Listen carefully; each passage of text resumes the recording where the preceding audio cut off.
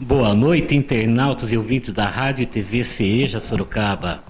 Hoje estamos fazendo o nosso primeiro programa CEJA Entrevista, onde estaremos trazendo personalidades de Sorocaba e região para abordar a vários assuntos e mostrar o trabalho de cada pessoa de Sorocaba.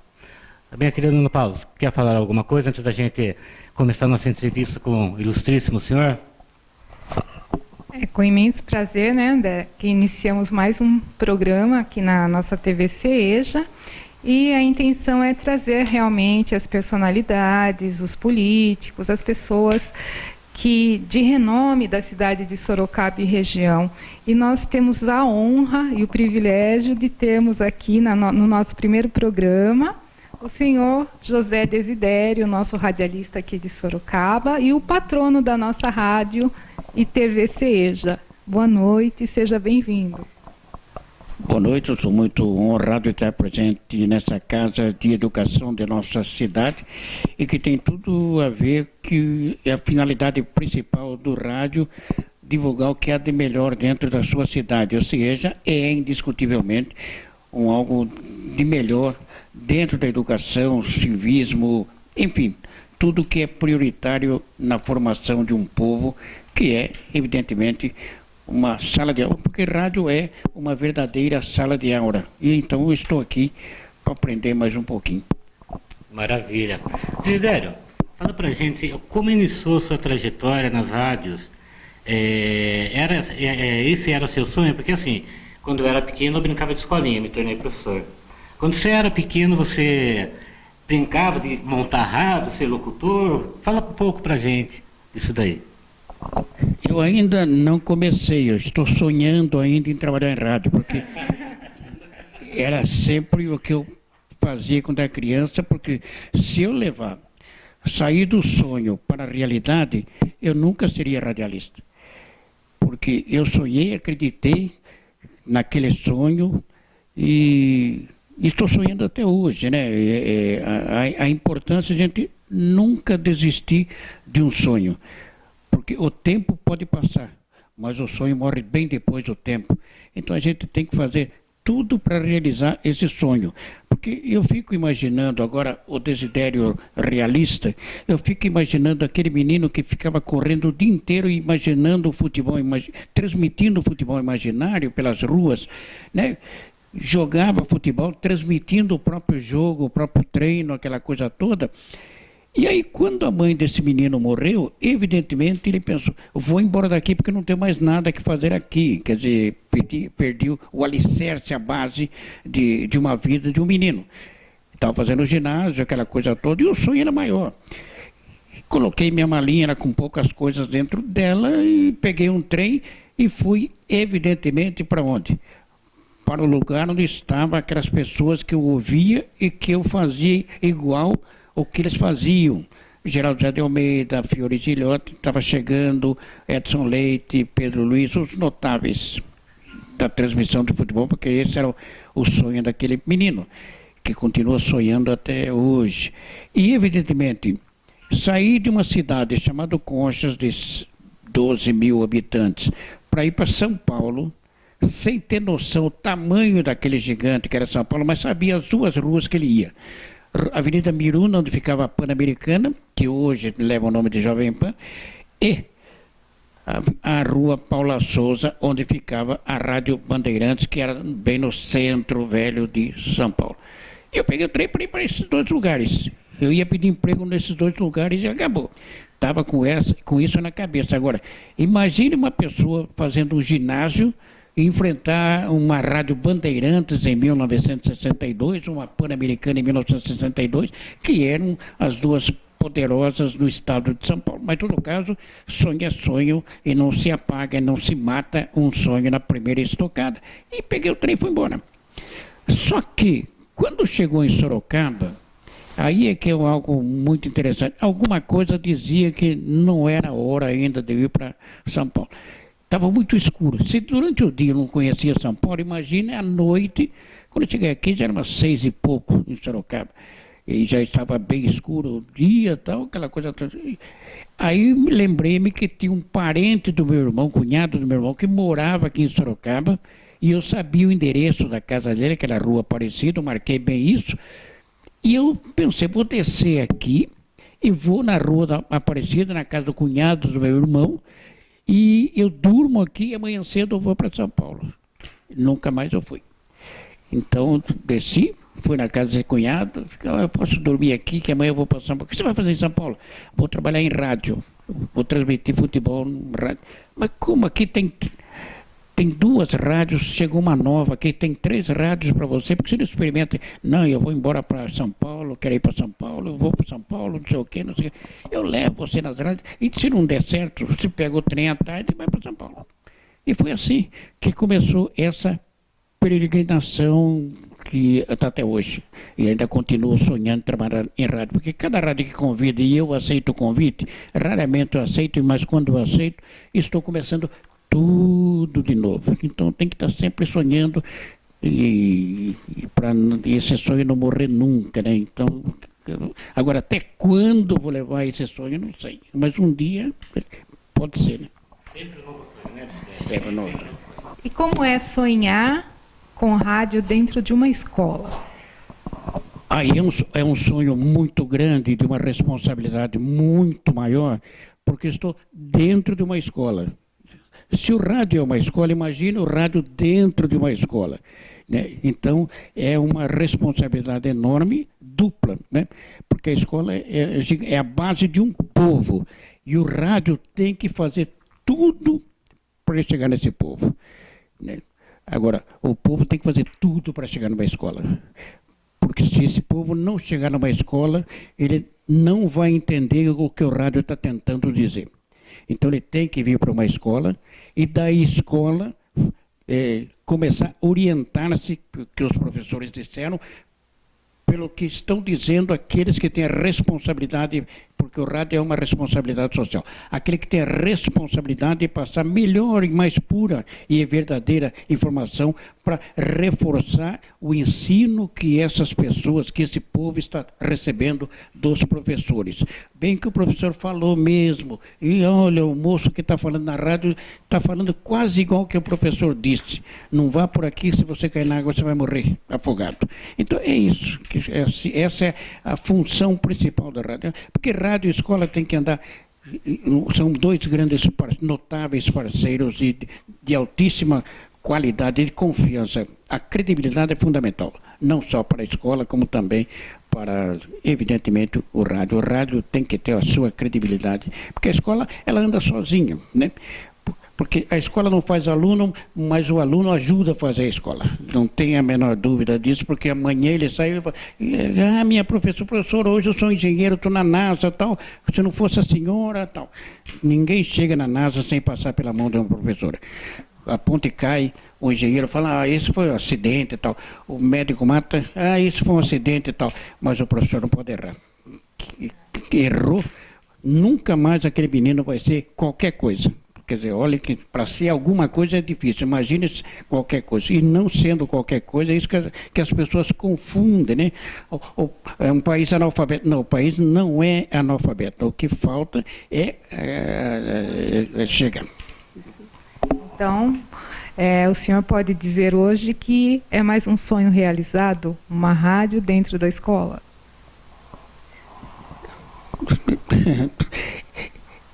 Eu sempre pensei dessa forma, né? Que uma coisa eu sempre tive na cabeça, eu nunca quero ficar adulto.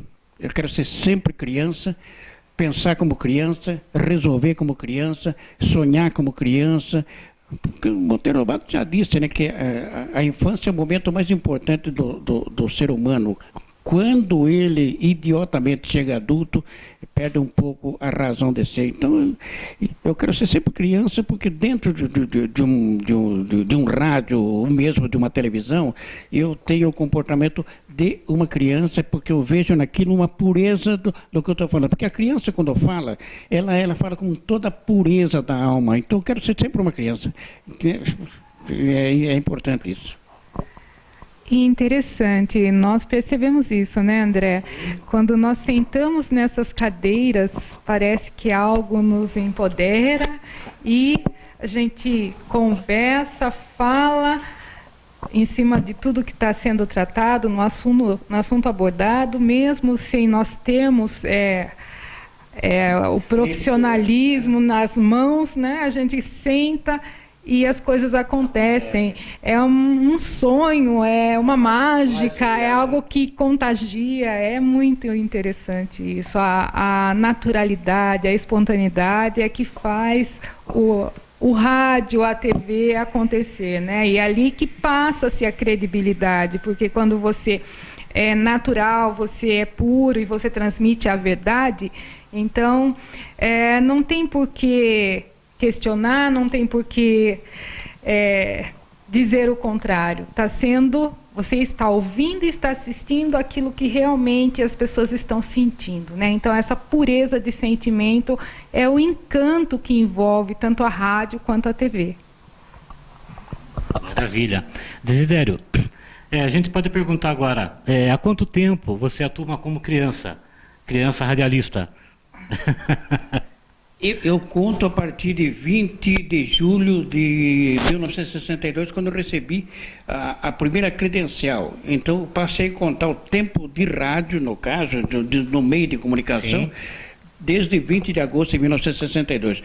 Eu vim nas férias de 62, férias escolares, e eu vim, como eu já disse, para São Paulo, mas como finquei em Sorocaba, deu certo de eu conseguir ficar aqui em Sorocaba, eu fiz tudo eu tinha que fazer tudo nesses 30 dias de férias. Terminaram as aulas em julho, entrei em férias, peguei o trem, vou embora, vou resolver, já tinha que resolver transferência do ginásio, e aquela coisa toda. Então, nesses 30 dias de julho, eu já estava trabalhando, porque no primeira estocada que eu dei, já fui convidado para trabalhar em rádio. E a partir desse convite eu entendi, já sou um radialista, né? O sonho era brutal e eu tinha que agarrar aquilo com todas as minhas forças, embora pela fragilidade daquele menino, mas eu peguei com todas as forças. Então, agora passou um mês, não recebi nada. Aí voltei para a coisa, falei, pai, arruma mais 6 mil para pagar a pensão, porque não recebi nada. É o último dinheiro que eu tenho, meu filho. Se qualquer coisa, você volta para cá. Então, não tive dúvida. Ele deu 6 mil, que corresponde a R$100 ou R$200, qualquer coisa assim. E aí, consegui continuar na pensão, né? Porque pensão naquele tempo, se não pagasse, já jogava a mala fora, era assim que funcionava. E aí paguei o adiantado, mais um mês e tal. E aí, a partir de agosto, é que eu comecei a entender que eu estava empregado. Então, aí eu toquei o barco em frente. Né? E estudando, fazia rádio de manhã, e estudava à tarde no ginásio e ia tocando o barco. Certo. Desidério, você é de Conchas, né? Eu sou de Conchas. De Conchas, maravilha. Ainda. Então, falar essa trajetória de Conchas, né? Depois do acontecimento que você falou, até São Paulo, era um sonho seu trabalhar em São Paulo, aí você se viu em Sorocaba. Como é que foi? Foi realizado, mesmo não estando em São Paulo, mas estando em Sorocaba? É porque o sonho era ser radialista, locutor esportivo. Esse era um sonho fundamental. Tanto que o meu professor de latim, na terceira série do ginásio, falou, é verdade que você quer ser locutor esportivo? Eu quero. Você é locutor esportivo? É só isso que eu quero ser, tal, aquela coisa toda. Então, todo mundo queria ser professor, que isso. Aliás, a única formação que tinha era para professor. Quem ia fazer medicina, fazia científico, não tinha em Conchas. Clássico, para fazer advocacia, não tinha em Conchas. Então, tinha ginásio, grupo escolar, ginásio e escola normal. Então, a imensa maioria da minha juventude, se não deu nada, deu professor. Esse não deu nada porque não tinha sonho nenhum, ou pensou, ou vou trabalhar na Sorocabana, ou vou ficar aqui no comércio, então ficava estudando por estudar. Não tinha assim, uma definição. As mulheres foram mais rápidas porque faziam escola normal, de qualquer forma. O magistério, professora. Estava resolvida a situação. Agora o homem estava indeciso, o que eu vou fazer tal. Ou seria ferrovia, né, no caso? Só isso. Né?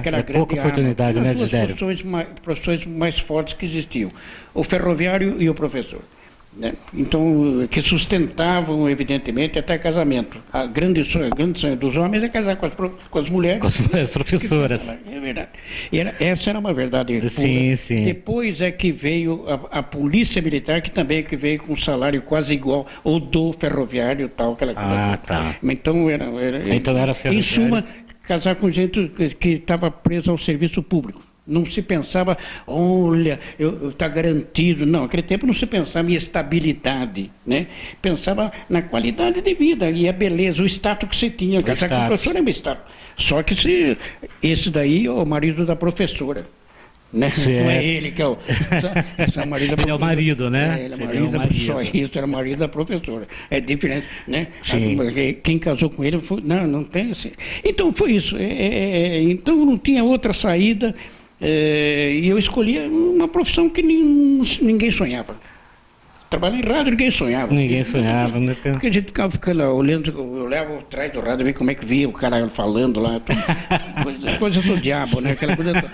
Então, no caso, eu queria ser isso e acabou. 16 anos de idade, eu ouvia rádio, transmissão, comprava jornal sem saber ler e guardava tudo, e tenho tudo guardado na minha casa, por exemplo, aquelas coisas da minha juventude, da minha meninice e tal. E pus na cabeça que eu queria ser locutor esportivo. E foi. E cheguei e alguma coisa arrancou eu de São Paulo, do trem, para ficar aqui em Sorocaba. Porque talvez eu chegasse em São Paulo, ô Pedro Luiz, eu quero sei transmitir, não tem vaga. Vou falar, mas dá uma chance, não tem. Eu só falo, dá uma chance, eu não tinha essa capacidade de. Primeiro eu tinha que tremer, perto desses camaradas e tal. E eu cheguei nas rádios de Sorocaba aqui. E falava, eu sei transmitir jogo, você trabalhou em campo? Não. Mas como é que sabe transmitir jogo se nunca trabalhou numa rádio? Eu falava que sabia, porque verdadeiramente eu sabia, para mim, aquele transmitir o jogo inteirinho, o dia inteiro transmitir o jogo tinha 50 minutos, 200 minutos, 300 minutos, que o dia inteiro transmitia, não tinha só 90 minutos para mim, né? E todos os times, né? Então era um inferno. E interessante porque outros meninos não estavam focados nisso, né? Era você com você mesmo. Né? Outros meninos estavam focados em estrada de ferro, as meninas o curso normal, professora, e o Desidério lá, locutor de rádio, radialista. Que o professor de latim que falou para mim, você quer ser locutor esportivo? Eu falei, quero, e você? Agora? Então estude latim, porque o latim é a base da língua que você vai mais usar. Português. E aí fiz isso, quer dizer, aí era um louco para aprender o latim, para aprender o português, e foi assim. Que maravilha. Eu uso bem o português, eu procuro ser, ainda uso o português castiço, né? Bem castiço mesmo, porque eu sou conservador, e eu acho o português castiço mais bonito que o português de hoje, assim, né? Sem gíria, é mais sério, né? Desidério, eu acompanho você todo sábado, né, com o Rubinhos, né? E eu queria fazer uma pergunta para você seguinte: o rádio, a televisão, hoje você vê que as pessoas estão até discutindo a TV, né? E o rádio ele continua com essa nostalgia, né? O pessoal liga de manhã para saber as notícias como que o rádio está sobrevivendo a todas essas redes sociais, Tinder, YouTube e um monte de coisa que tem aí? O rádio é imortal, né? O rádio não vai morrer absolutamente, não foi duro ele nascer. Quando ele nasceu, com Marconi, ou com o Padre Lando, ou com Roquete Pinto, os homens que acreditaram que esse bicho ia dar certo, porque o rádio, dos meios de comunicação, embora seja o mais pobre de todos os portais, né? De todos eles, porque o rádio já foi ameaçado de morrer, quando surgiu a televisão, acabou o rádio, todo mundo vai para a televisão e tal, mas eu fiquei pensando, mas quem que vai andar com uma televisão para a rua, né? Porque surgiu o transistor, matou a televisão. Quer dizer, a televisão teve que reinventar para tentar tirar a audiência do rádio, porque o rádio prendia principalmente as mulheres, não é que os homens colocavam grilhões nas mulheres para não sair de casa, mas é que ela tomava conta da casa. Eram poucas mulheres que saíam para o campo junto com o marido no tempo que o rádio estava no auge, as novelas, aquelas coisas. E as mulheres tinha no rádio o grande companheiro dela. É o rádio que conversava com as mulheres, tal. A dona Maria, bom dia para a senhora, tal. E ela né? E ficava o dia inteiro ali ouvindo rádio, fazendo a folha diária dela, de hoje tem 3, 4 turnos a mulher, mas aquele tempo era um turno só, mas começava às 4 da manhã e ia até a hora que o marido ia dormir. Porque ela fazia às 4 horas da manhã já o café e o almoço para o marido levar, aquela coisa toda, e ficava o dia inteiro, lava roupa, passa roupa, batendo panela para lá para cá, aquela coisa toda. Quer dizer, era o dia inteiro, era um turno muito forte, extenso da mulher. E ela ia dormir depois do marido até. Porque já estava preparando o almoço para as 4 da manhã para o marido ir trabalhar. Então, agora, quando a mulher começou a sair para o campo, aí o rádio já estava dentro do carro também. Quer dizer, veja quantas mudanças o rádio vem. Aí a mulher ia levar uma criança, aí surgiu a ideia a modernidade da mulher, a mãe levar a criança para a escola, de carro, no carro já tinha o rádio, ia ouvindo o rádio, e o rádio, hoje no celular está o rádio, pode mudar todos os portais têm o rádio junto. Então o rádio é um perseguidor. Eu falo sempre que o rádio é o único meio de comunicação que vai transmitir o fim do mundo. Porque não precisa montar nada, não precisa escrever nada. O radialista está ali na rua, com energia ou sem energia, vai ter um meio de comunicação, um meio de comunicação dele para com o transmissor que ele vai transmitir. Porque o radialista não precisa decorar texto. O mundo está acabou.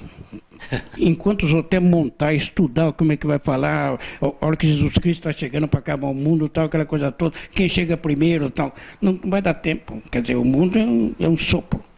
E o rádio vai transmitir esse sopro. Em qualquer lugarzinho que você esteja, pode ser longe, que não tem energia, né? Mas com um radinho, com 2 pilhas, você já vai estar bem acompanhado já, né, Desidério? Sim, porque o rádio pode acabar a energia elétrica, mas a pilha não deixa. Né? Então, se o cara for assim, prevenido, né, ele vai estar... Vai estar sempre presente. Então, o emprego está garantido. Maravilha. O senhor tocou num assunto que nos faz sentir saudade, né? A valorização do professor, da professora, né? Onde a professora tinha um status em ser professora, e hoje nós nos deparamos com uma desvalorização em relação à educação. O senhor acha de que forma nós poderíamos resgatar essa valorização do professor? Porque o professor está aí, né? O professor está aí. Agora, precisa que quem está lá atrás, quer dizer, quem está sonhando um dia governar esse país, continue sonhando em governar o país, mas esqueça de uma coisa: olha, é um país pobre, eu quero resolver o problema daquele pobrezinho. Não é assim que pensa, né? Tem que ir na base, qual é a base desse país. Porque não adianta falar, o problema do Brasil é a segurança da educação, isso, aquilo, aquela coisa. Esse problema, desde que o Cabral chegou aqui, já tinha todos esses problemas, né? Só que quando o Cabral esteve aqui nesse país, com 18 anos, nem isso, 15, 12, já estavam morrendo gente em qualquer coisa. O tifo preto, qualquer coisa parecida, já estava morrendo brasileiro, tal. E aí aí foi aumentando. Com 30 morria de tifo preto, disso, aquilo, nona tripa, e morreu de repente. Quer dizer, hoje não se fala morreu de repente, né? Como morreu de repente? Morreu de repente, foi dormir, não conseguiu levantar, morreu de repente. Quer dizer, assim, e aí, 45 anos, quer dizer, já estava velho.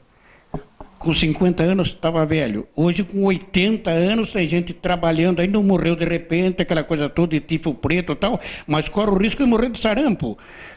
Que os nossos bisavós já acabaram com o sarampo, torcia para a criança com 3 anos ter sarampo, varicela, toda aquela coisa essa coisa toda, porque a criança de hoje não sabe o que é lombriga, tênia, não sabe. A minha juventude viu tudo isso. Lançava lombriga pelo nariz, pela boca, aquela coisa toda, tomava remédio na escola. Na escola a gente tomava remédio. Na escola vinha um dentista por mês cuidar do dente da gente. Era assim. Era assim. E contar para os médicos de hoje, eles não acreditam que a vacina contra a varíola, por exemplo, era um vidrinho. O camarada que veio aplicar, não vou falar que é médico, o servente da saúde ia aplicar, riscava com aquele risquinho, com aquele vidro, cortava e assoprava com cuspo. E entrava aquele remédio no seu corpo, você não pegava varíola. E ele falava assim, ó, se arruinar porque pegou, hein? E quase tudo arruinado. Tem tudo uma rodinha aqui que pegou. Quer dizer, eu estou livre da varíola. Estou livre da varíola. Era o revolvinho, né? Agora fala que é hoje, que cuspia, né? Falei, isso é nojento e tal. Era a saúde daquele tempo. Mas ninguém reclamava da saúde daquele tempo. Hoje quem tem plano de saúde reclama, quem não tem plano de saúde reclama, quem não sabe que existe reclama, todo mundo reclama da saúde. Isso que é importante focalizar. Quer dizer, agora, mas você está falando uma loucura aí, naquele tempo o Brasil tinha 3 milhões, não importa se tinha 15 milhões, 10 milhões, 1 milhão, 300 mil e tal. Que tenha só de habitante, esse de habitante tem que ser cuidado de ipsis literum. Educação, saúde, a segurança dele, e acabou. E uma escola só para ele. Vai ter um professor exclusivo para ele. Acabou. Agora, e quanto vai pagar esse professor? Quanto ele merece? Quanto que ele merece? Porque esse menino vai ficar 8 anos, 12 anos, 15 anos com esse professor. Os Estados Unidos vem aqui, pinça, ou a França, ou a Alemanha, pinça esse garoto e ele vai embora para a NASA. É assim que funciona. É assim que tem que formar. Ô, Desidério, nós vimos nesse período agora que começou aquela onda de fake news, a notícia de uma tal empresa colocou alguma coisa que não era fake news. Como você vê a atuação desses jornalistas que jogam essas notícias e às vezes não tem um fundamento, não tem um entendimento certo, não?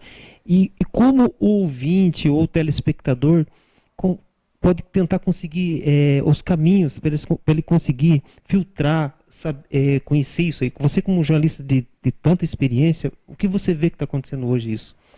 É porque o fake news é uma palavra que de repente fica, né? Tu fica usando, é que no futebol também eu fico louco da vida com aquilo, olha, é qualidade, é não sei o quê.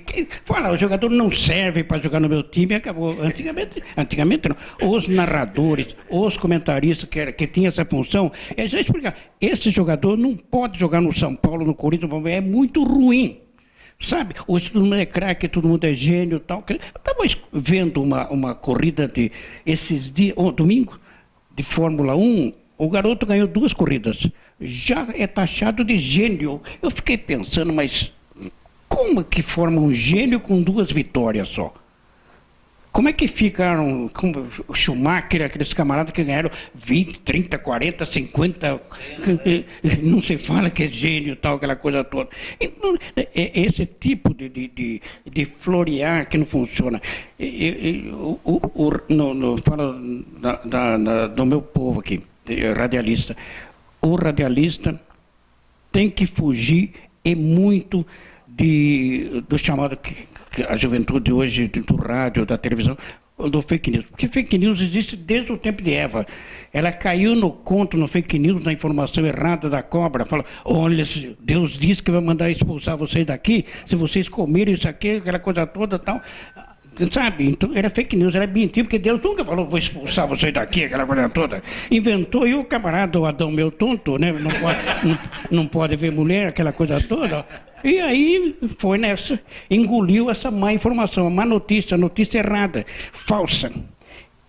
Aí Deus, eu não falei nada, já que eles cometeram um erro e tal, então pode sair, então. E aí, é assim, eu sempre, você pergunta para mim, os jovens, muitos passaram pelas minhas mãos quando eu comandei alguns departamentos de jornalismo, CBN, a própria Ipanema, Cruzeiro do Sul, os jovens vão falar, olha, não existe notícia sem coar, a menos que seja você quem fez. Você pergunta para o Joaquim, é verdade que o senhor é candidato? Sou, não sou candidato. Você põe isso na rádio. Não adianta você falar para ele, você é candidato, mas não vou gravar. Então você não toca no assunto. Se ele não quis gravar, não dê essa informação. Eu conversei com ele, ele falou que não, tal, aquela coisa toda, tal. Daí ele vai e desmente você. Fala, eu não conversei nada com esse, como é que você vai provar isso? Então você tem que coar, mesmo a verdadeira notícia, tem que coar até o experimento, até o fim, para ver onde que está a verdade. Porque eu, por exemplo, nos 57 anos de rádio, nunca dei direito de resposta, porque quando falei alguma coisa, os camaradas sabiam que eu estava falando que é uma verdade que não tem como fugir. Porque eu não entro nessa, porque quase absolutamente tudo eu tinha gravado. Tenho, né, gravado... Não gravava com esse sentido que eu vou gravar porque amanhã ele vai poder... Não. Eu gravava para o meu arquivo, quer dizer, coisa que eu achava interessante, eu tenho guardado, quer dizer... Eu fico a todo risado, falo, poxa, esse político fez isso, olha, 20 anos depois... É a mesma coisa, quer dizer, eu posso reprisar um programa de 40 anos atrás, é a mesma Sorocaba, é o mesmo papo, é a mesma conversa, tal, aquela coisa toda. E é isso, então, a fidelidade da informação é muito importante. Agora, não deixe distorcer a sua fidelidade, não morda a isca, principalmente dos fazedores de fake news. Aqueles que gostam de criar isso e tal, porque a informação tem que ser precisa, clara, cristalina, e os nossos ouvintes merecem esse... É um respeito, o rádio tem que ter esse respeito para com quem... Porque de uma coisa, eu sempre digo para os novatos, olha, não existe rádio sem nenhum ouvinte. Todas as emissoras de rádio têm um ouvinte. Se você duvida do que eu estou falando, descubra uma rádio, a pior de audiência que você possa imaginar, peça para abrir o microfone e fala um palavrão do tamanho do mundo para ver quantas pessoas vão correr para você viu o que aquele fulano disse? Todo mundo vai ficar sabendo que você falou um palavrão. Agora, quantas pessoas estão ouvindo? Agora, não pense nisso, você pense naquilo. Quem está ouvindo? Porque você não sabe quem está ouvindo rádio. Rádio é um fenômeno que a gente tem que respeitar o ouvinte, porque você não sabe quem é que está ouvindo. Está o Papa, está o Presidente da República, está não sei o quê, está com a internet, o Trump está ouvindo o que nós estamos falando aqui, o diabo. É assim, então. Agora, o radialista, eu sempre digo, eu sou um boia fria, nunca seja celebridade. Radialista não é artista, não é celebridade, é um ser humano e que tem uma responsabilidade social. É isso. Olha, que grande aula para nós, né? Assim, foi acertado esse nosso primeiro programa, essa nossa primeira entrevista, porque nós que estamos iniciando com o rádio, com a TV, nós precisamos dessa informação, né? Muito sábia e de muito valor, porque... uma vez as palavras ditas, não tem como voltar atrás, né? Volta. E não volta. Então, nós temos realmente que sabermos o que vamos falar, em que momento iremos falar, com quem iremos falar. Esse filtro é muito importante, porque a nossa voz está exposta, a nossa pessoa, a nossa dignidade está exposta. Então, olha, muito obrigado de trazer todas essas informações para que a gente possa aprender de como trabalhar com a rádio. Desidério, considerações finais para esse nosso primeiro encontro, né, Ana? Primeiro programa, nosso patrono, né? Uma grande entrevista que a gente aprendeu bastante, né? Sobre rádio, maravilha. Considerações finais. O que você diria, você conhece o CEJA, você já participou, né? Dos nossos eventos aqui. O que você diria da escola CEJA? O fato de CEJA me aceitar como patrono de uma emissora de rádio de dentro, isso faz com que eu tenha aí a responsabilidade. Eu gosto de usar essa palavra responsabilidade, mas eu gosto de aplicar também essa responsabilidade e tal, em todo sentido, horário, que eu acho fundamental, enfim. ou seja, é aquilo que eu sempre, da mesma forma que eu falo do meu grupo escolar, Coronel João Batista Camargo Barros, estudei as primeiras palavras, o primeiro beabá tal, e passando por todos os professores, desde a dona Suzana, que foi minha primeira professora, e chegando até os dias de hoje, aqui em Sorocaba tal, ou seja, porque escola para mim é sempre escola.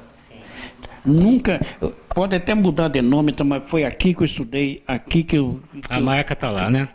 Essa marca registrada ninguém tira. Ninguém tira daí. E os professores, por mais, não vou falar desligado que seja o aluno, nunca ele vai esquecer da professora. Com certeza. Nunca. Ele pode chegar no pico das glórias. Escolha aí uma profissão que exista, que seja o suprassumo, e ele vai se lembrar. Se eu não tivesse no CIEJA tal, eu não chegava, ou não chegaria aqui. Essa era a condição dele. Antes de chegar onde eu cheguei, eu tive que passar pelo CIEJA.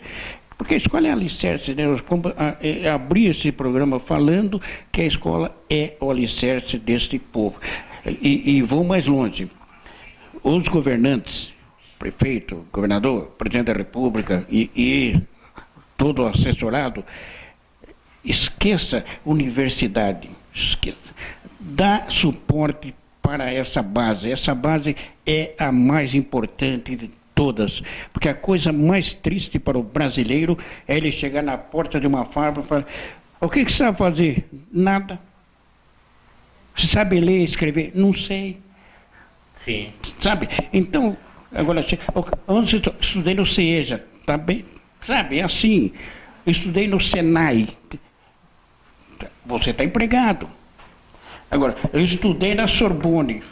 Não tem vaga, porque ele vai pedir 300 milhões por mês, não tem salário. Sim. Não adianta, não é a universidade que dá o emprego, é o nível da escola que ele estudou. Certo. E aí, começa pelo CIEJA, o Senai está empregado. Não precisa chegar na Sorbonne. Está entregue. Marcelo, quer fazer alguma pergunta, meus queridos de derem?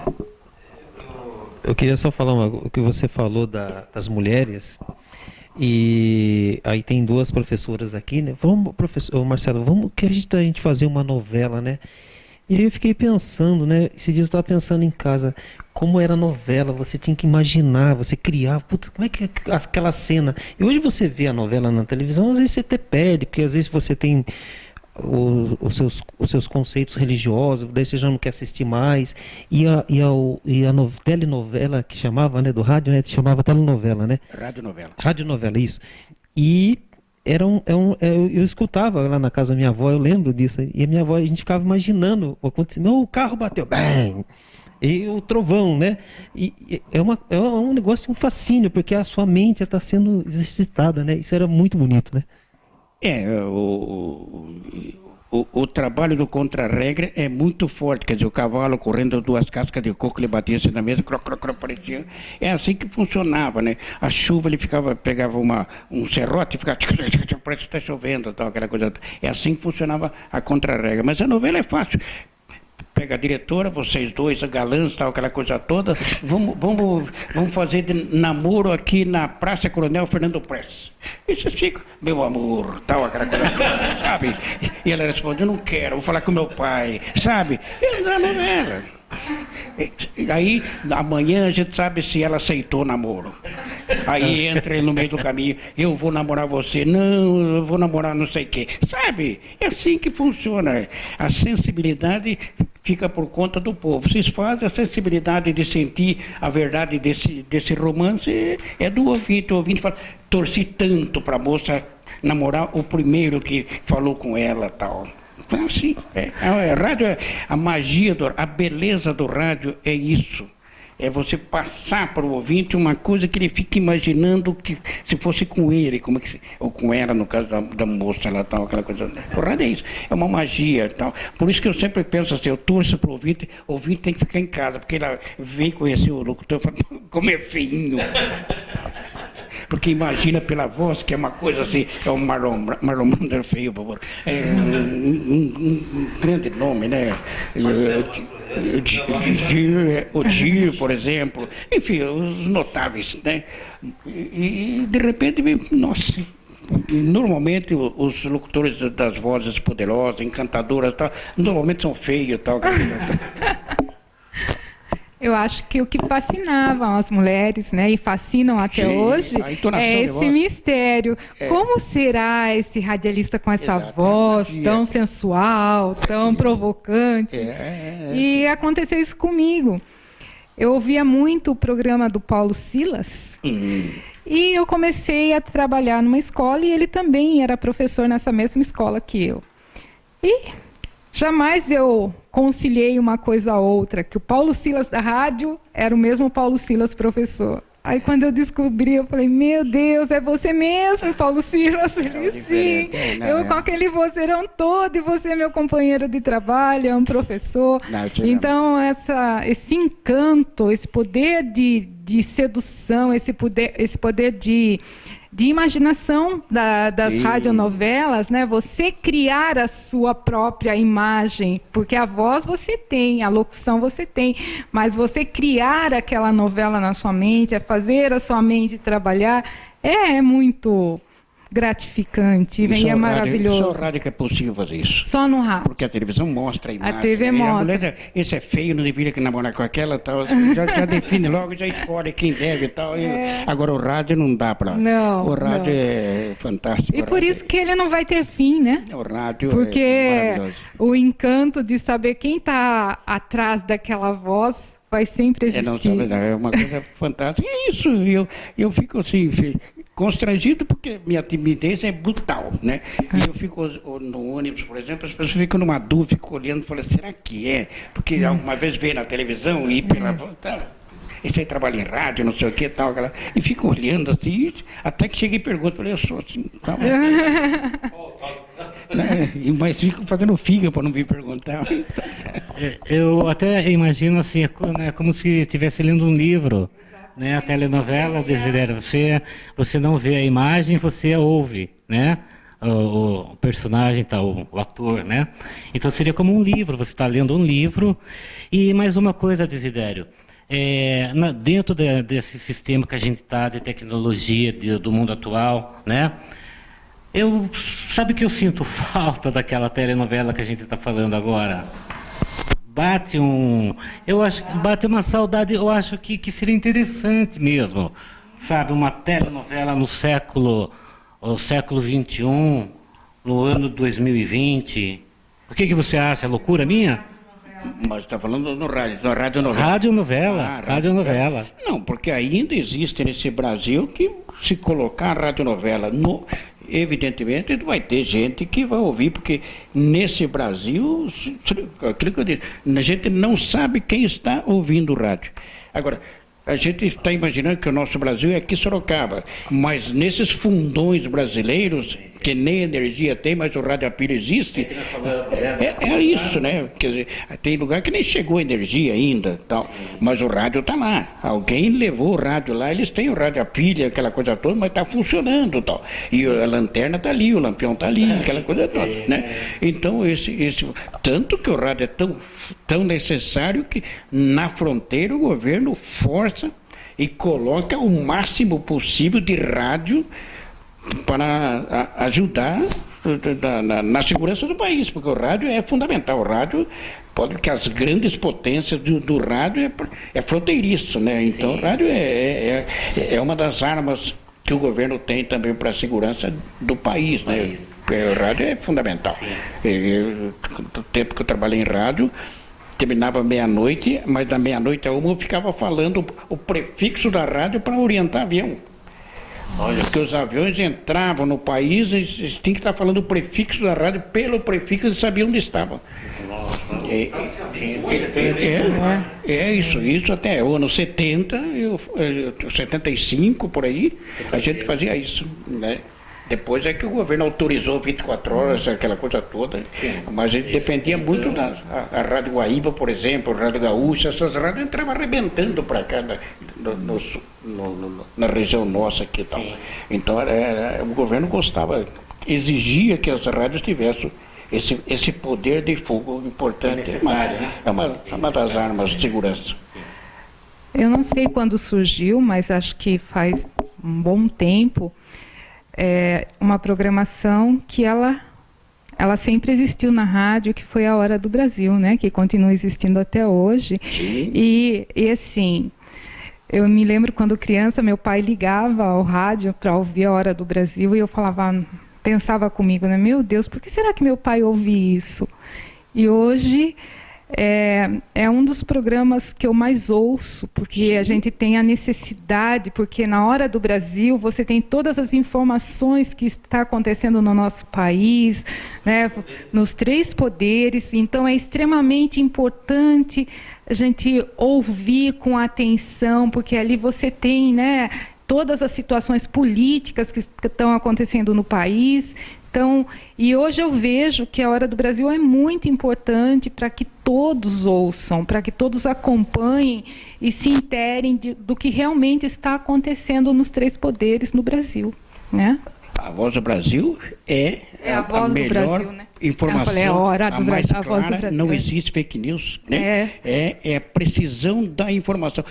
Tanto que eu fui participar de um programa do Silvio Santos representando uma senhora de idade que queria que eu entendia que eu sabia muito. Eu falei, mas não sei nada, mas eu gostaria que você fosse, será que quem sabe você ganha, tal. Tá bom. Eu fui representar, eu fui ouvindo a Voz do Brasil. Nesse dia, eu ia participar do programa do Silvio Santos. Nesse dia, a Voz do Brasil deu que a Pavanel, que é o Silvio Santos, ganhava um canal de televisão. E como eu cheguei lá, eu falei, puxa, o Silvio Santos ganhou um canal de televisão, eu vou ver se eu faço uma entrevista para ele. Eu cheguei, o Silvio Santos, ele estava preparando, olha, tem que ficar aqui, não sei o quê, tal. Eu falei, seu Silvio, o senhor ganhou um canal de televisão, o senhor dá uma entrevista para mim? Ele falou, como assim, rapaz? Ele ficou, levou um susto, né? Não ganhei canal, não, o senhor ganhou um canal de televisão, estou falando, deixa um momentinho, e ele foi lá conversar com o Luciano Calegari. Meia hora depois ele voltou, como é que é o seu nome? Eu trabalho numa rádio em Sorocaba, tal. Como é que você soube? Eu estava ouvindo a Voz do Brasil e a Voz do Brasil deu essa informação. Eu falei, poxa, já que eu vim aqui, trouxe um gravador, pensando que eu podia gravar. Tá bom, vamos gravar então. Aí eu fiz a entrevista. Eu tenho essa entrevista hoje, quer dizer, gravei uma relíquia. Olha. Então, eu passei a informação para ele, porque ele estava preso lá, preparar o programa, certo. E a Voz do Brasil deu a informação. Eu sempre ouvi a Voz do Brasil, porque tem a precisa informação, ali não pode mentir, não tem como mentir, porque ali é o que existe. É oficial, mas é oficial que o brasileiro tem que viver. É verdade. Em função do oficial. O oficial não se mente, né? Então, toda rádio tem que dar a informação oficial dela.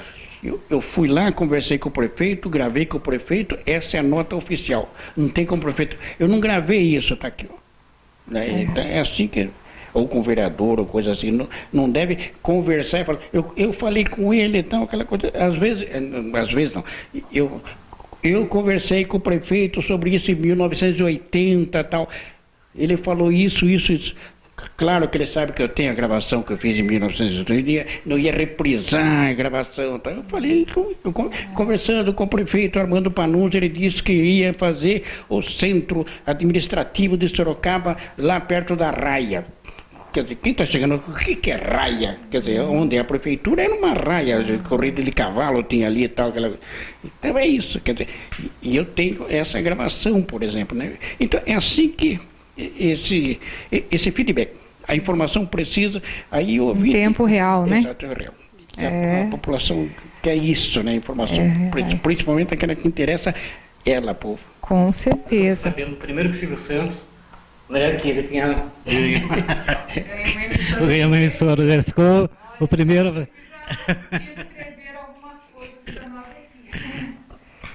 A gente está falando do rádio, só para você ter uma ideia, como eu sou professor de física, né? Hoje todo mundo tem um controlinho para apertar o portão da sua casa. E ali é um rádio. Você emite uma onda de rádio pro motor lá e ele abre o portão. É um rádio. É as ondas, né? É as ondas. Muito interessante. O rádio é tudo. Com voz ou sem voz é o rádio. É. E nós iniciamos a nossa aqui, se Deus quiser, a gente vai ir muito além, né? Os patronos, né? Hoje já tivemos Uma nossa, verdade. E Maravilhosa. contamos mais vezes com a participação do senhor aqui. Os Que o senhor patronos. nos ajude. Estamos gatinhando Tô na feliz, transmissão tô da feliz. rádio. Estou feliz Mas- que gostaram, porque 4 ouvintes aqui, né? Já é Não tem nenhuma pergunta aí, uma- Marcelo? Não tem nenhuma. uma boa audiência. Internautas. Tá curtindo, né? O pessoal tá curtindo. Acho que o papo tá bom, eles estão só isso aí. É? Tem bastante gente que é Regis, mandando um olá, né? É. A Anice, ex-professora da entrou, a Kelly, Elza Oliveira, né? E tem bastante carinho só subindo. Né? É. Mas que linda história do senhor, não? Olha, essa história de poder chegar à frente e dar a notícia ao Silvio Santos que ele tinha acabado de ganhar uma emissora de TV. Então, eu creio que a sua história, a sua trajetória será uma eterna memória viva, né? Onde tudo começou a abrir as portas para nós, né? No seu programa Memória Viva. Nós só temos a agradecer ao senhor por tudo que o senhor tem feito por nós, pela nossa escola. Não, mas é a obrigação da gente. Essa é uma obrigação do rádio. Eu só faço rádio só nesse sentido, né? É uma obrigação. Porque é fácil, eu não gosto de usar a expressão elite, é fácil entrevistar os notáveis da cidade. O importante é dar chance para que todos usem esse veículo. Eu não vou usar a expressão democrática também, porque eu acho muito político tal. Esse veículo que nasceu com o povo. Nasceu com o povo, para o povo, com o povo tal. Mas não o povo de que. Eu gosto do povo, para o povo, com o povo, do povo aí mandado. Isso é usar o povo. Não é. O rádio não tem que usar o povo tem que usar o rádio. Né? E o rádio é a grande. Não fala arma, não, mas é a bengala que ajuda o povo a andar. Uma utilidade informado. pública, né? Tem. É isso. O Emerson está dando sinal que... Está ótima a nossa roda de conversa aqui, está muito gostosa. Marcelo, não tem nenhuma pergunta aí? Não, o pessoal tá curtindo, né? Mas, Eu tenho uma aqui, tem um internauta aqui. O André acho que tinha umas perguntas. Não, eu tenho aqui de internauta que mandou. Ele pergunta quanto... ele já respondeu. Qual foi a primeira emissora que você trabalhou? Rádio Vanguarda. Rádio Foi Vanguarda. a primeira. Sorocaba.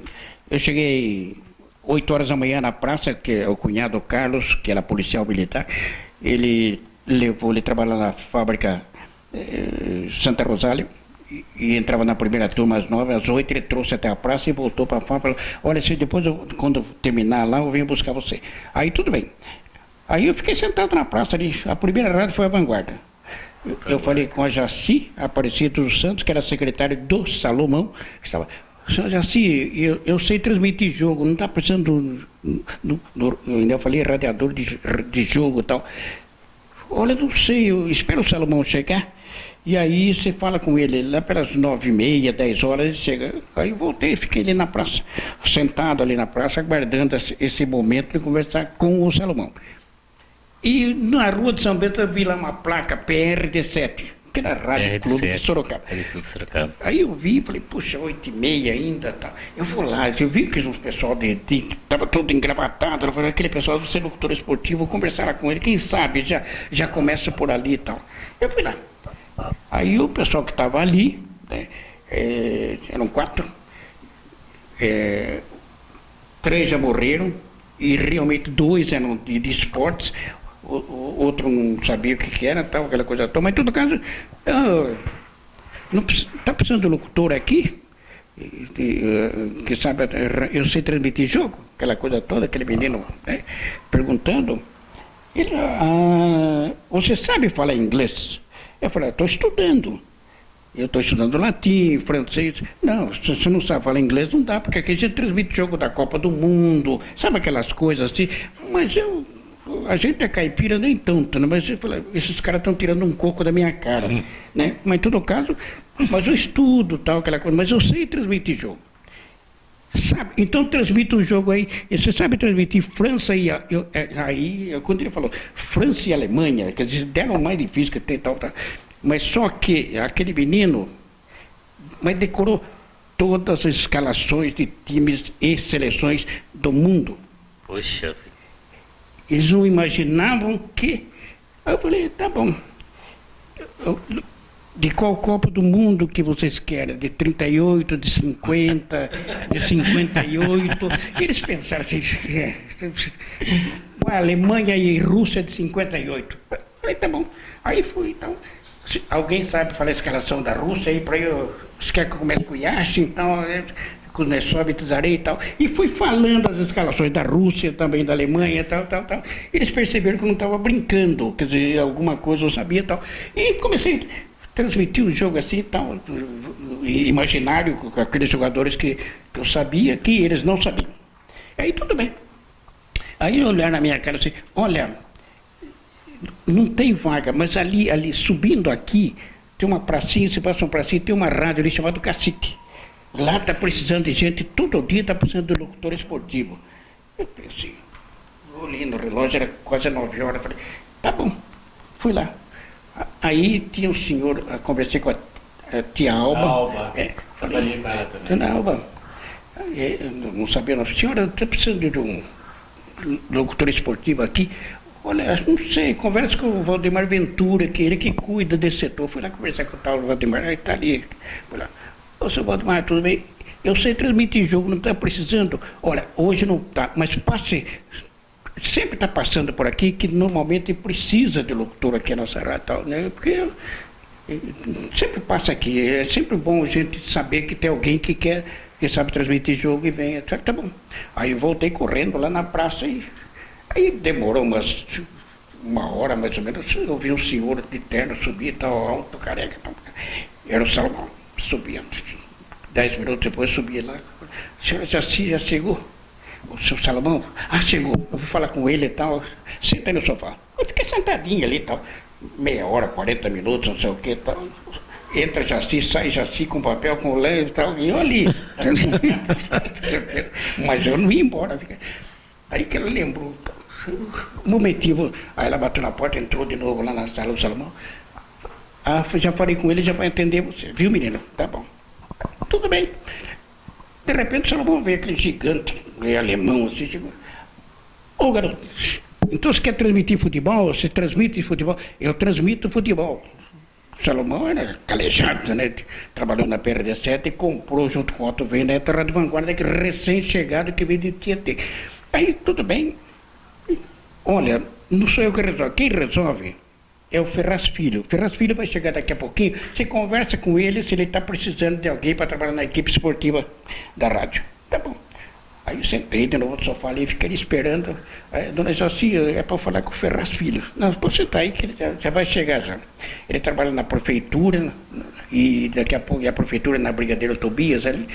Daqui a pouco ele está aí e ele vem apresentar um programa do São Bento e Márcia e você conversa com ele. Não demorou, chegou o Ferraz Filho. Ah, Ferraz, o Salomão, você atender esse menino aí. Aí foi lá, chegou lá.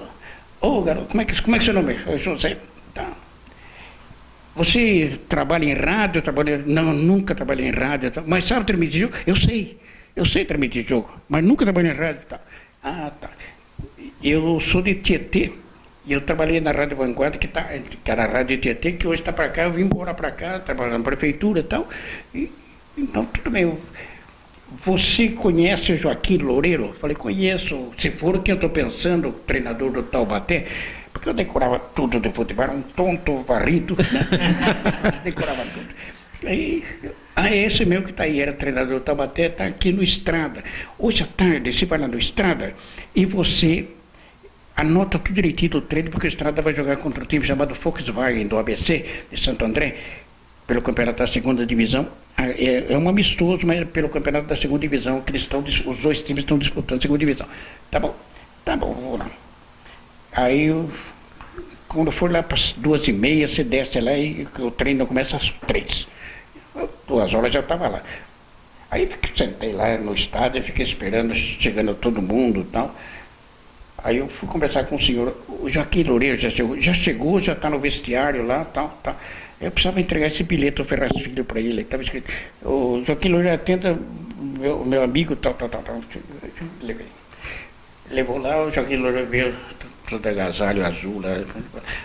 Pois não, menino, você vai, senta aqui na arquibancada e eu vou dar o treinamento, depois eu venho aqui conversar com você, anoto tudo para você, você faz a matéria que você quer, sobre o treino de hoje do Estrada.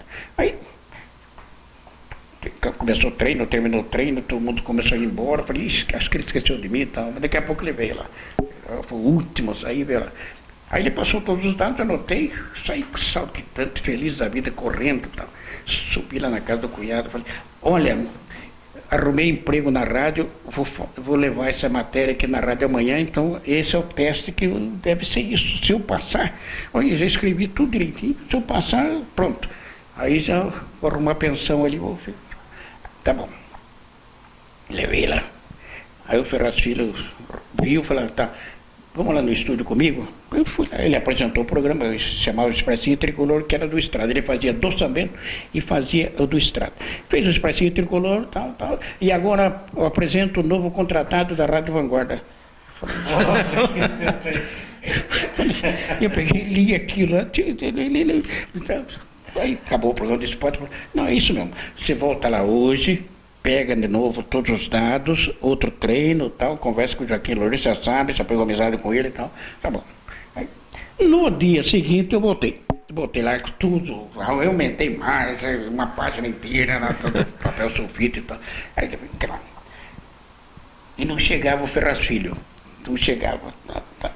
Aí a Jaci tinha recebido um telefonema, o Jaci falou, menino, o Ferraz Filho pediu para você apresentar o Expressinho Tricolor, porque ele está numa reunião lá na prefeitura e não vai dar tempo de chegar.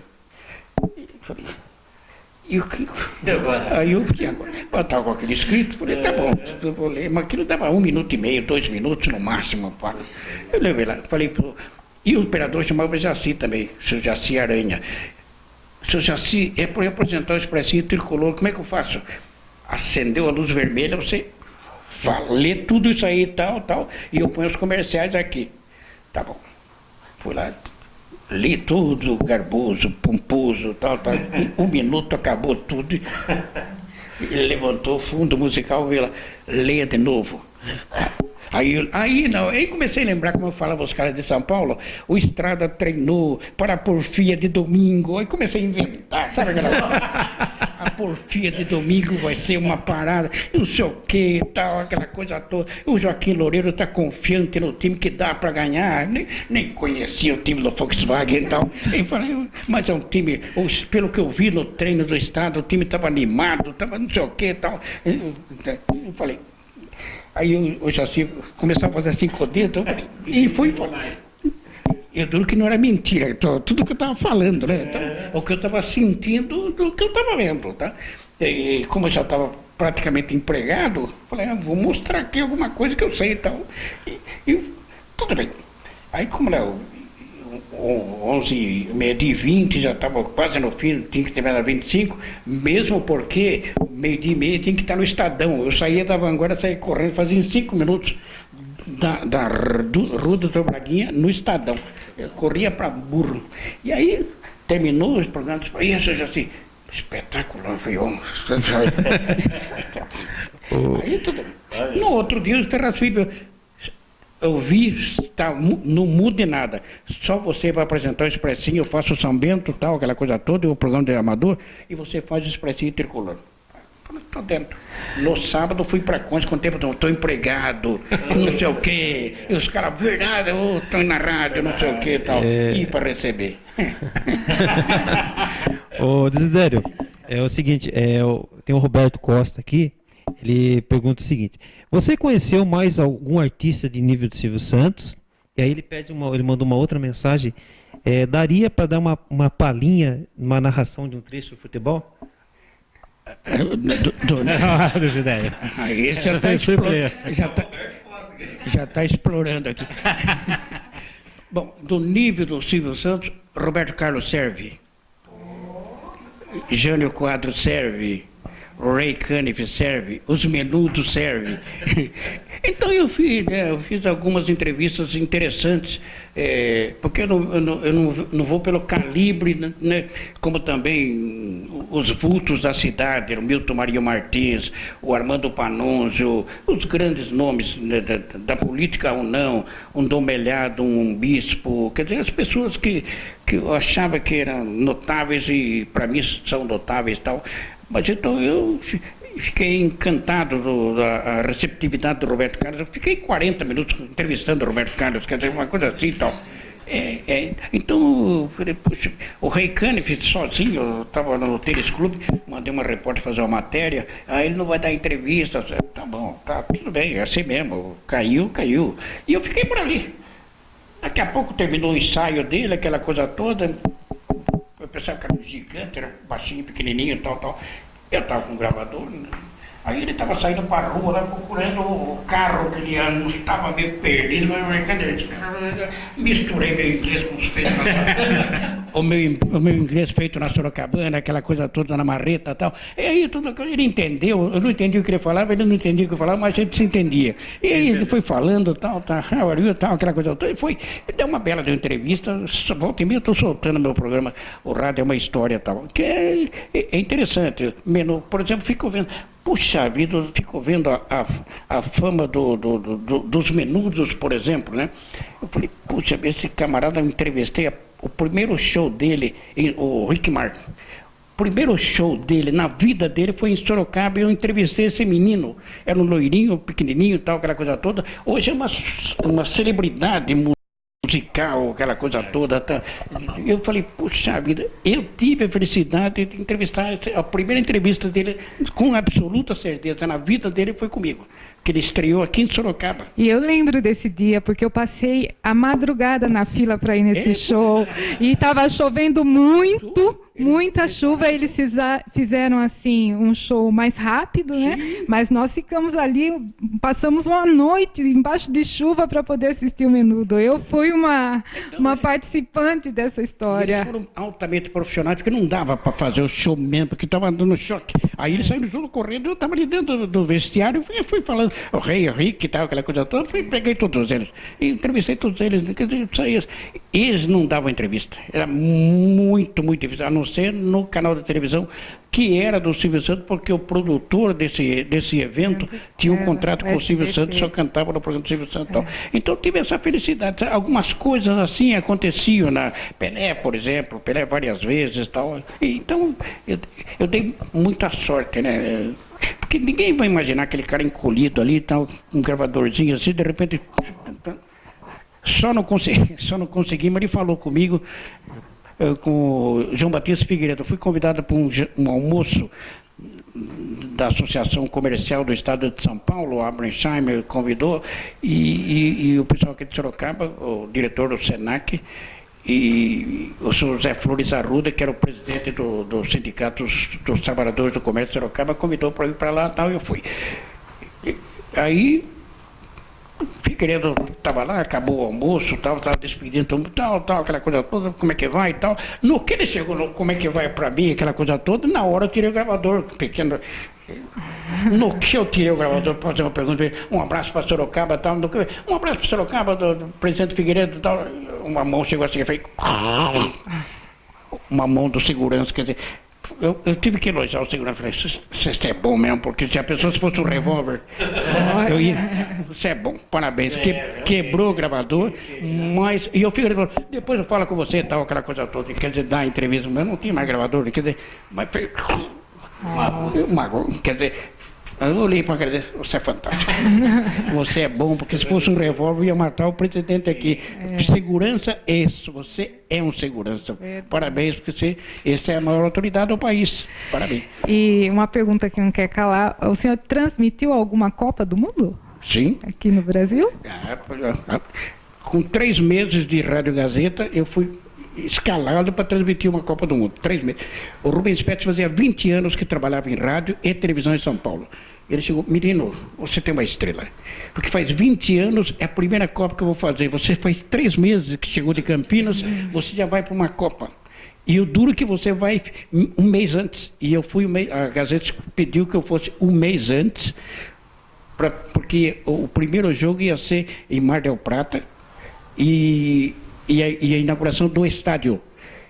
E pediu que eu fosse para Mar del Plata e ficasse um mês lá, mandando as informações da Copa do Mundo, porque o primeiro jogo principal era no campo do River Plate com a Argentina abrindo a Copa do Mundo. Mas a inauguração do estádio era França e Itália, que era o primeiro jogo da Copa, que eu tive essa felicidade de transmitir França e Itália na inauguração do estádio de Mar del Plata, na Argentina. E eu fiquei lá um mês, mais 30, quase 2 meses na Argentina. Eu aprendi o castelhano argentino, que é mais bonito de todos, mais bonito que da Espanha, e aprendi um pouco lá da... Olha, a gente vê, né, que a profissão, ela não é o diploma que faz a profissão, né? Sim, tá no sangue, porque nós vemos assim um menino corajoso com 13 anos que sai da sua cidade, vem com um sonho e conquista um sonho tão rapidamente, e nós vemos um gigante da rádio, porque quem olha para o senhor, que diz ser uma pessoa muito tímida, mas quem ouve o senhor pela rádio vê assim uma sumidade, uma grandeza e um rico trabalho. Olha que história maravilhosa de superação, de coragem, de valentia. E eu percebo mesmo que o senhor tem uma cultura muito, muito grande, né? E eu fiz letras, e uma das disciplinas que eu mais estranhei, mas foi a qual eu mais aprendi a língua portuguesa, foi com o latim. Então, a gente percebe que as coisas, elas vão se encaixando. Não adianta só sonhar se você não se estruturar para que esse sonho se realize. Então, o senhor tem essa fantasia, e essa valentia, e está mesmo no sangue, não tinha outra profissão, era radialista mesmo, né? Sim. Então é um sonho que continua se realizando. Não importa o salário. É uma realização de um sonho, é isso que eu queria, então eu não tenho que ficar... Não, tem que... Eu cheguei a trabalhar em 2 rádios ao mesmo tempo, sabe? Então, eu fazia isso, né?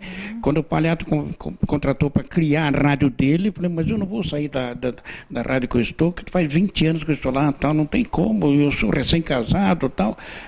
Não, você trabalha nas 2, tá bom. Aí outro dono da rádio falou, você vai morrer.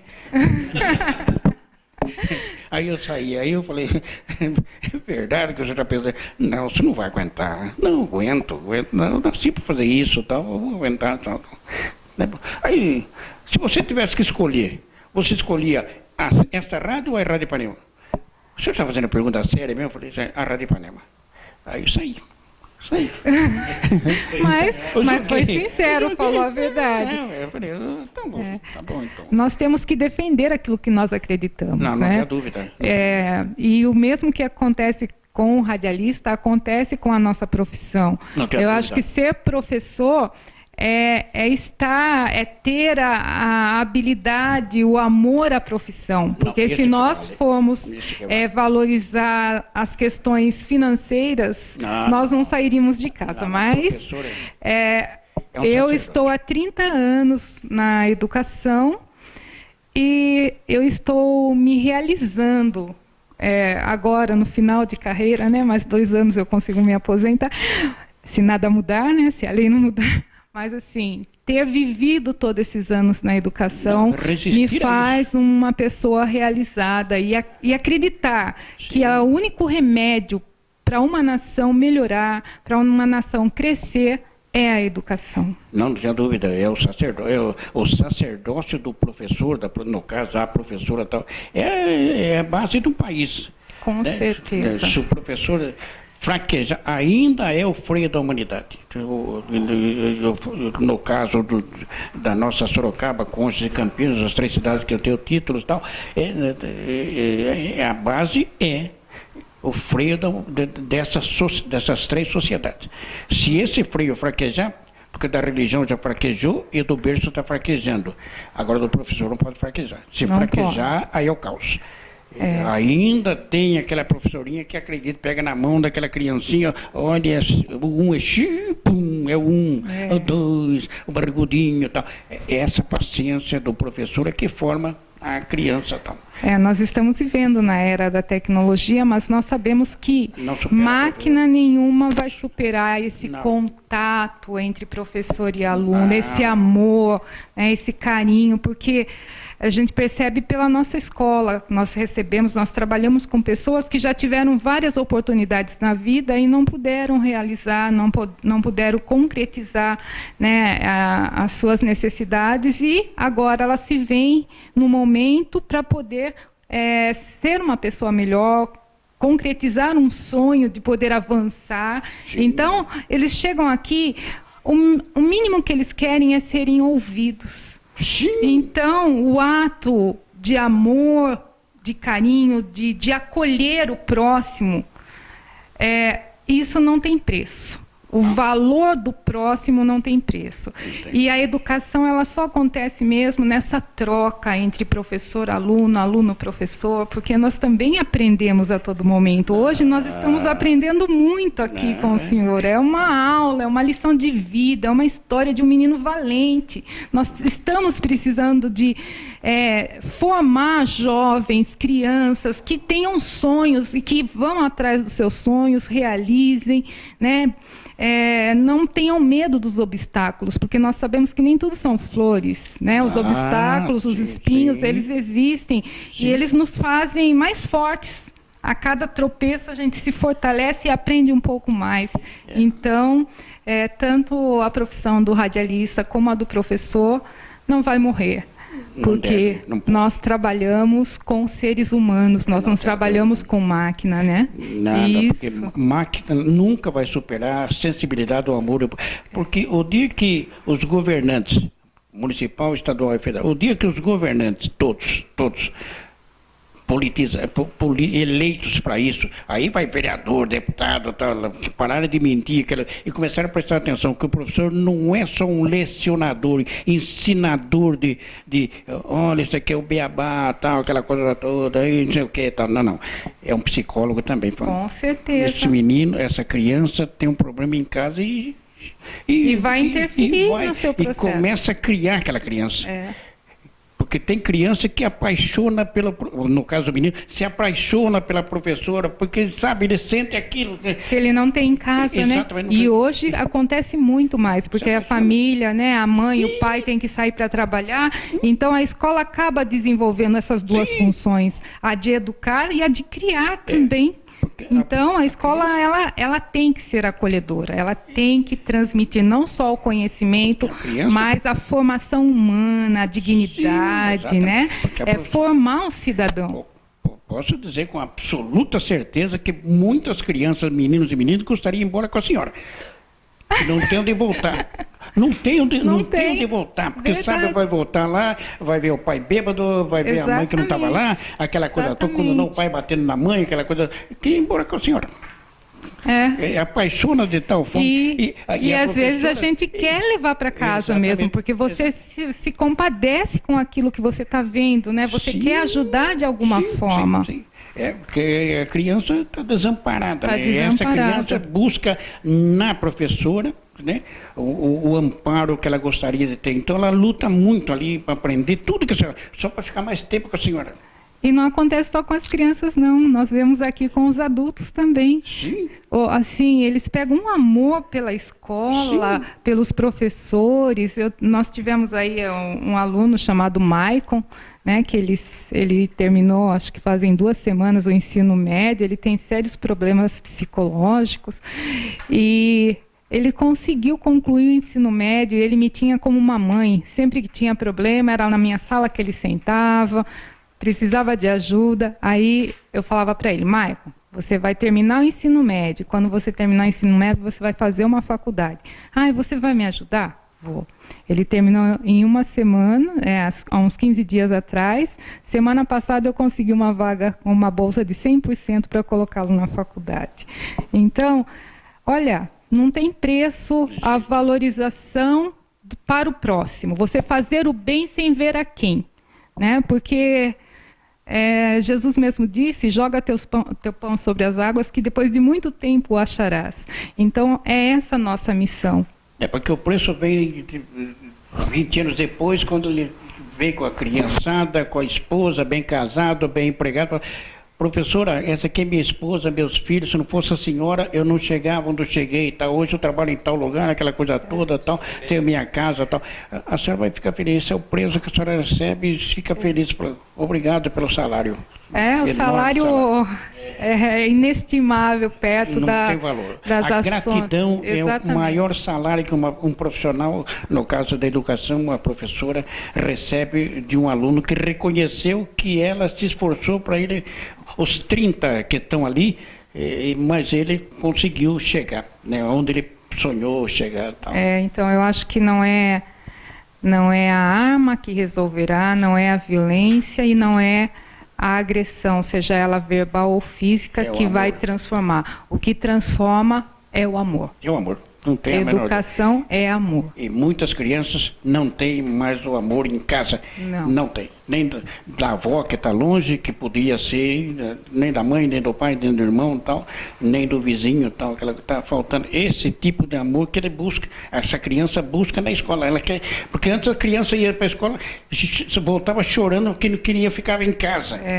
Porque tinha o amor da avó, da mãe e tal, aquela do cachorro, todo mundo amava aquela criança. Agora ele quer ficar na escola. Quer ficar na escola, porque é ali que ele encontra o acolhimento, né? Ele encontrou o lugar, o mundo dela. O mundo dela é aquela. Quando a criança está ali sozinha, pensando, enquanto a professora está lá, aquela coisa toda, pode acreditar que aquela criança não quer voltar para casa. É verdade, infelizmente. É triste de dizer. É triste isso, não é? Muito triste, mas é a realidade. É porque a criança é a única arma que o governo tem na mão para fazer gente. É a única arma. Né? E quanto menos eu informar, melhor fica, né? Então, a educação tem que fazer o contrário. Ela tem que informar, não só a educação, como a rádio, a televisão, informar e informar da maneira correta, para que nós possamos ter um país melhor, um futuro melhor, crianças melhores preparadas, né? E adultos melhores formados.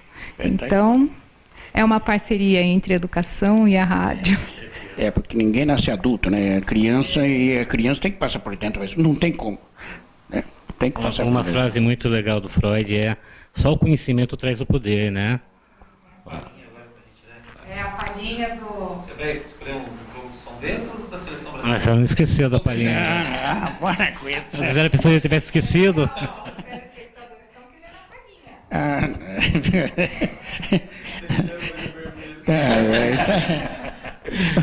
O que ele quer que eu faça aí? Faça uma narração que você lembra que marcou. Que marcou? Uma narração de um gol que marcou. De um gol que marcou? Pode ser, né? Pode ser um... Pode ser. Gol que marcou. Mas tem tantos, né? Primeiro que vem à mente. O primeiro que vem à mente, tá bom. O primeiro... Não, é que é importante, o pessoal que está ouvindo e também está nos assistindo, para mostrar o que aquele menino de 13 anos estava buscando fazer. Tá bom, vamos lá então. Fazer um jogo aqui que marcou, tá bom. Aí quem pediu aí vai tentar descobrir que jogo que é. Vou soltar, tá.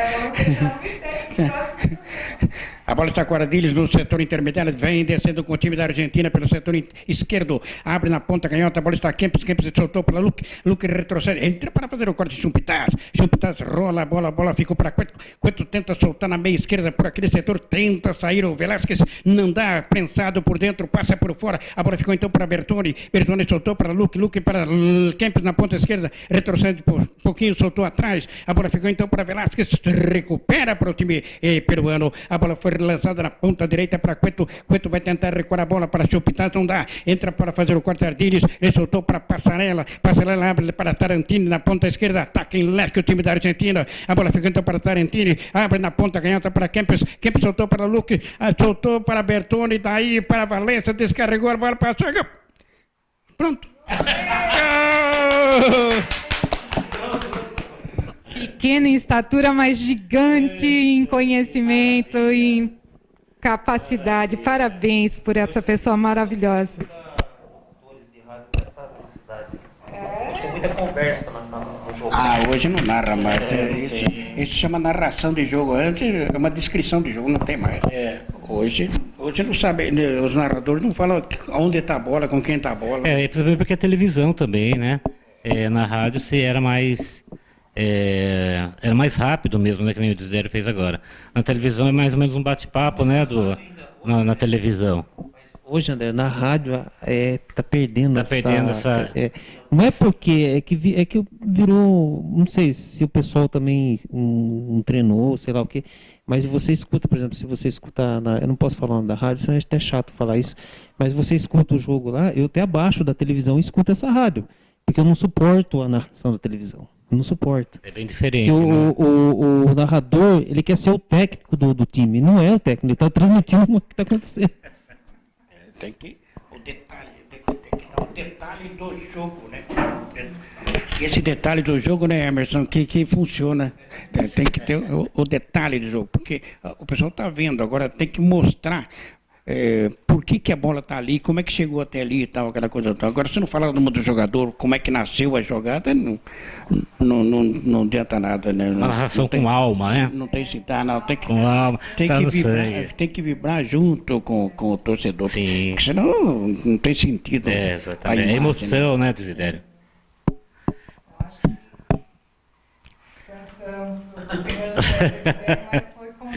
Oh, que maravilha ter de volta aqui.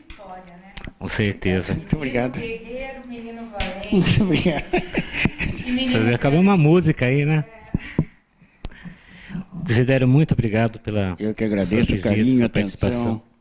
E a gente está sempre aprendendo, né? Então, aqui, mais um dia, mais uma etapa vencida. Maravilha. Muito obrigado mesmo. Obrigado a todas as pessoas que compartilharam conosco aí essa apresentação da Escola Seja. Vem conhecer a Escola Seja aqui, é uma delícia. Isso, nós também vamos pedir para o senhor divulgar bastante a nossa rádio, a nossa TV, para que os nossos alunos possam conhecer e vir participar dessa roda de conversa, porque é o que ele falou. Não basta somente as autoridades, os renomes, nós temos que colocar as pessoas que nunca tiveram oportunidade para estar aqui contando as suas histórias, participando dessa conversa, dessa roda de conversa, que só nos traz crescimento, conhecimento. Olha que história linda e maravilhosa. Eu agradeço, o Seja está de portas abertas e que o senhor venha sempre. Será sempre bem recebido. E é o nosso patrono, por isso que não pode nos abandonar. Boa noite a todos. Queremos agradecer também o empenho do nosso técnico, o Emerson, né, André? Você quer encerrar? Roubamos o Emerson do centro. Ô, Emerson, obrigado pelos trabalhos técnicos do nosso querido Emerson, né? E, finalizando, que pena, que é bom durar pouco. Logo tem mais. Obrigado, pessoal, internautas, ouvintes, aquele abraço para vocês. Até mais.